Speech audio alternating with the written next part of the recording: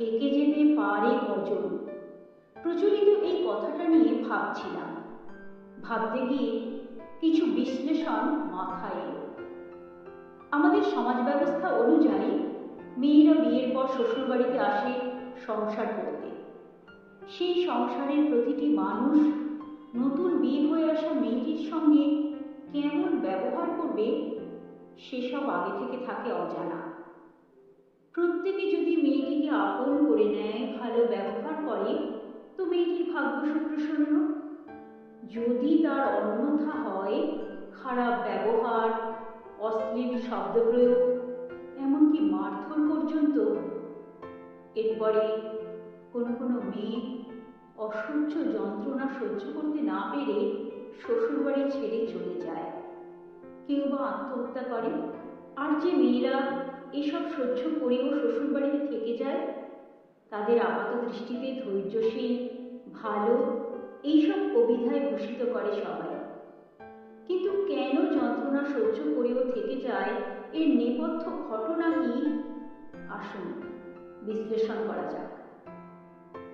মানুষ ভালোবাসতে চায়, ভালোবাসা পেতে চায়, কিন্তু কোনো কারণে যদি সেই ভালোবাসার স্থানে আঘাত আসে, মানুষের মনও বিমুখ হয়ে পড়ে। একবার মন কারো থেকে উঠে গেলে মন ফেরানো বড় শক্ত। শব্দাঘাত, শারীরিক আঘাত পেতে পেতে মেয়েটির মন সেই শ্বশুরবাড়ি নামক বদ্ধ খাঁচাটির থেকে মুক্ত হতে চায়। যদি একমাত্র মেয়ে হয়, বাপের বাড়িতে তার আশ্রয় হয়। চাকরিরত হলে অনেক সময় একা থাকার সিদ্ধান্ত নিতে পারে। আর যে মেয়েটিকে প্রত্যহ যন্ত্রণা সহ্য করে ওই সংসারে থাকতে হয়, তার নেপথ্য কারণটি কি হতে পারে সেটি বিশ্লেষণ করা যায়। মেয়েটি বাপের বাড়িতে একমাত্র কন্যা সন্তান নয়, তার দাদা, দিদি, বোন রয়েছে। বিশেষত দাদা বা ভাই থাকলে এখনো সেই সংসারে বিবাহিত মেয়ের স্থানাভাব ঘটে।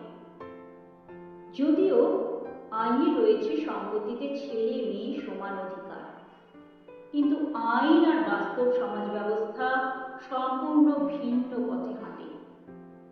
আরেকটি কারণ, মেয়েটি যখন মা হয়ে ওঠে, তখন সন্তানের মুখের দিকে তাকিয়ে মুখ বুজে নীরবে সব যন্ত্রণা সহ্য করেও সেই সংসারে দিন অতিবাহিত করতে হয়। মুখ্যত এই দুটি কারণেই মেয়েরা শ্বশুরবাড়িতে অত্যাচারিত হয়েও থেকে যায়। এই থেকে যাওয়াটা যে কতটা যন্ত্রণা তা কেবল সেই জানে। অনুভব, অনুভূতি, বোধ, চেতনা সবার থাকে না। তা কিছু মুষ্টিমেয় মানুষের মধ্যেই সীমাবদ্ধ। তাই চলে যেতে সবাই পারে, থেকে যেতে পারে কজন? কোনো বিচার বিশ্লেষণ না করে এমন গাল ভরা শব্দবন্ধ লিখে দেওয়া অনেক সহজ। তার নেপথ্য কাহিনীটি যে কতটা করুণ তার খোঁজ রাখে কজন? মেয়েরা অনেক আশা নিয়ে সংসার করতে আসে। হয়তো সেক্ষেত্রে সেই পুরুষটির কাছ থেকে গাল ভরা আশার বাণী শুনে তাতে বিশ্বাসে ভর করে অগ্নিকুণ্ডে ঝাঁপ দিয়ে ফেলে। যখন বুঝতে পারে তখন সব শেষ।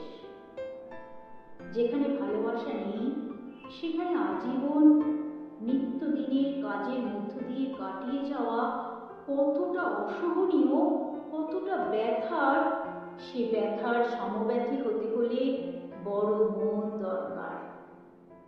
যে মানুষের ভাগ্য এই ধরনের জীবনের মধ্য দিয়ে আবর্তিত হয়, সে কেবল প্রতি মুহূর্তে মৃত্যুর প্রতীক্ষা করে। বাঁচতে সবাই চায়, কেউ সুখে, কেউ মরে। তাই তো বলি, জীবন জীবিত থাকার অভিনয় মাত্র।